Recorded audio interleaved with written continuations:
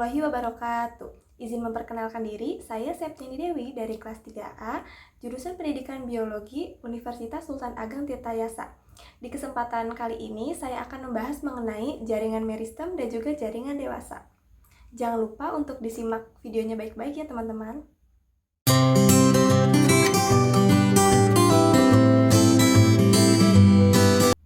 Nah, apa sih itu jaringan tumbuhan? Jaringan tumbuhan merupakan sekumpulan sel-sel yang memiliki asal, fungsi, dan juga struktur yang sama, di mana si sekumpulan sel-sel ini mempunyai tujuan yang sama, yaitu untuk membuat energi pada tumbuhan.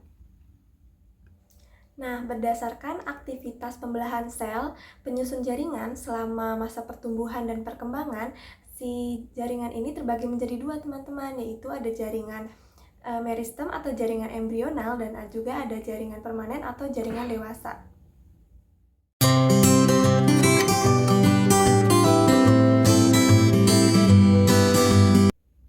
Baik, pertama di sini saya akan menjelaskan mengenai jaringan meristem. Nah, apa sih itu jaringan meristem? Jaringan meristem atau sering disebut juga jaringan embrional merupakan jaringan yang tersusun atas sel-sel muda yang masih aktif membelah sehingga menyebabkan adanya pertambahan volume atau pertambahan tinggi. Nah, ciri-ciri dari si jaringan meristem ini yaitu tersusun atas sel-sel muda yang mana sedang dalam fase pertumbuhan atau fase pembelahan. Yang kedua yaitu bentuknya itu bulat, lonjong, poligonal, di mana dinding sel-selnya ini tipis. Yang ketiga, umumnya itu pada jaringan meristem ini tidak adanya ruang. Yang keempat, si jaringan meristem ini tersusun atas atau mengandung sitoplasma dan terdapat juga satu atau lebih dari inti sel.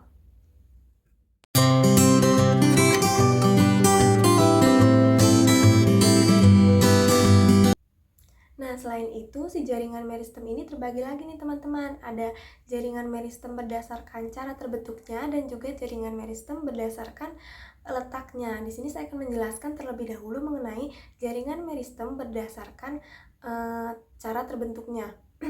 Yang pertama yaitu ada jaringan meristem primer dan juga jaringan meristem sekunder.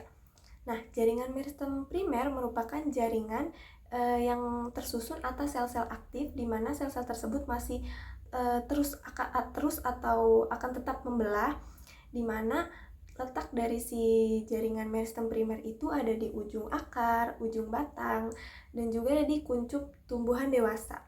Di mana si jaringan meristem primer ini menyebabkan pertambahan panjang pada tumbuhan. Yang selanjutnya yaitu ada jaringan meristem sekunder, di mana si jaringan meristem sekunder ini terbentuknya yaitu dari si jaringan meristem primer tadi nih teman-teman, yang mana menyebabkan pertambahan besar pada tubuh-tubuhan. Nah, selanjutnya jaringan meristem berdasarkan letaknya nih teman-teman. Jadi jaringan meristem berdasarkan letaknya itu terbagi menjadi tiga, yaitu ada jaringan meristem apikal, lateral, dan juga interkalar. Meristem apikal ini terletak pada ujung batang, ujung akar pada tumbuhan, yang mana menghasilkan pertumbuhan tinggi dan juga pertumbuhan panjang pada tumbuhan, atau disebut juga pertumbuhan primer. Nah, yang kedua yaitu ada meristem lateral, di mana si meristem lateral ini berada sejajar dengan lingkaran ditemukannya organ, yang mana menghasilkan pertumbuhan sekunder. Nah, yang ketiga atau yang terakhir ini yaitu meristem interkalar, yang mana meristem interkalar ini ditemukannya pada ruas-ruas batang sehingga menghasilkan pertumbuhan panjang pada ruas-ruas batang tersebut.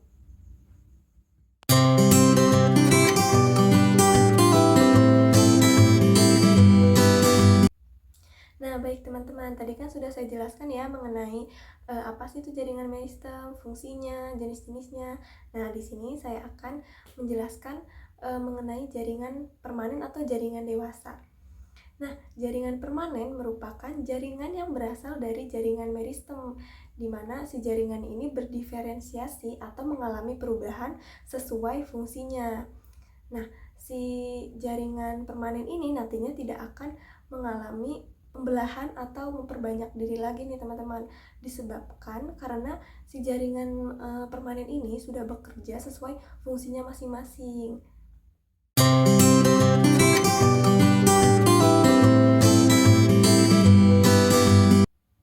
Nah, si jaringan permanen ini terbagi lagi nih menjadi 5 teman-teman berdasarkan fungsinya. Yang pertama ada jaringan epidermis, jaringan parenkim, jaringan penyokong, jaringan pengangkut, dan juga jaringan gabus. Nah, di sini saya akan menjelaskan satu-satu nih teman-teman, apa sih dari kelima jenis jaringan permanen tadi.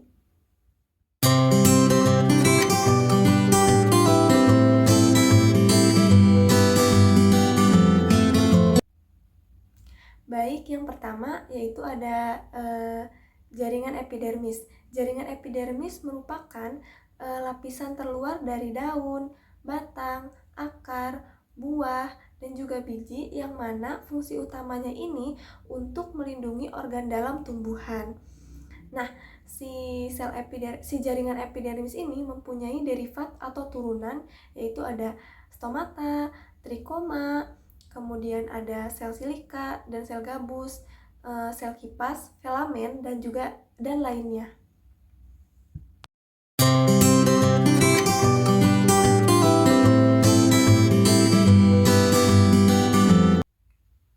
Baik, yang kedua yaitu ada jaringan parenkim. Nah, jaringan parenkim ini biasa disebut juga sebagai jaringan dasar. Kenapa disebut jaringan dasar? Karena jaringan parenkim ini tersebar di seluruh tubuh tumbuhan, kemudian tempat beradanya jaringan lain, dan yang ketiga yaitu jumlahnya mendominasi. Nah, hal tersebutlah yang menyebabkan kenapa si jaringan parenkim ini disebut juga jaringan dasar. Nah, jaringan parenkim ini berdasarkan bentuknya itu terbagi menjadi 4 nih teman-teman. Ada parenkim palisade, parenkim bunga karang, parenkim bintang, dan juga parenkim lipatan. Nah, parenkim palisade itu bentuknya silinder atau memanjang, yang mana terdapat pada palisade tumbuhan dikotil. Nah, yang kedua yaitu ada parenkim bunga karang. Nah, parenkim bunga karang ini bentuknya ini tidak teratur nih teman-teman, di mana terdapat pada mesofil tumbuhan monokotil. Nah, yang ketiga yaitu ada parenkim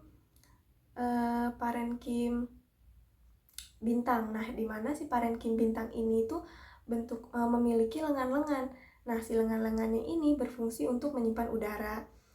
Nah, yang terakhir yaitu ada parenkim lipatan. Nah, kenapa disebut parenkim lipatan? Karena si dinding selnya ini bentuknya itu melipat-lipat ke arah dalam nih teman-teman, yang mana mengandung klorofil, dan si klorofilnya ini berfungsi sebagai atau berfungsi untuk membantu proses fotosintesis.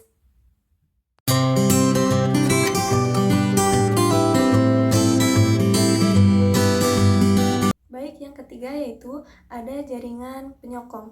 Jaringan penyokong atau jaringan penguat merupakan jaringan yang berfungsi untuk menegakkan daun dan batang, kemudian melindungi biji atau embrio, dan melindungi berkas pengangkut. Nah, si jaringan penyokong sendiri ini mempunyai 2 jenis, yaitu ada kolenkim dan juga sklerenkim. Nah, si kolenkim ini merupakan jaringan yang sel-selnya ini hidup gitu ya, dan juga mengandung, si dinding selnya ini mengandung selulosa. Sementara kalau sklerenkim ini yaitu jaringan penunjang pada organ tumbuhan yang telah dewasa.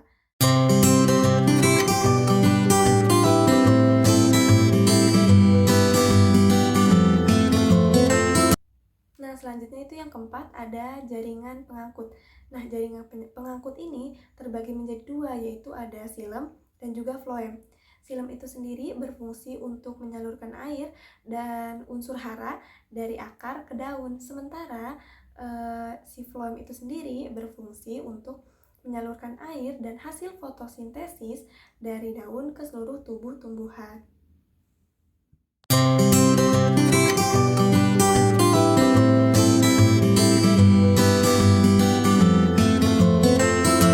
Nah, yang terakhir yaitu ada jaringan gabus. Nah, jaringan gabus merupakan jaringan yang sering disebut sebagai pengganti epidermis. Kenapa sih bisa disebut sebagai jaringan pengganti epidermis? Karena jaringan gabus ini dapat menggantikan epidermis ketika si epidermis ini mengalami kerusakan. Nah, nantinya si jaringan gabus ini akan melindungi jaringan lain yang ada di bawahnya dari kehilangannya air dan juga gangguan mekanik. Nah, si jaringan gabus ini terbentuk oleh kambium gabus yang disebut sebagai velogen.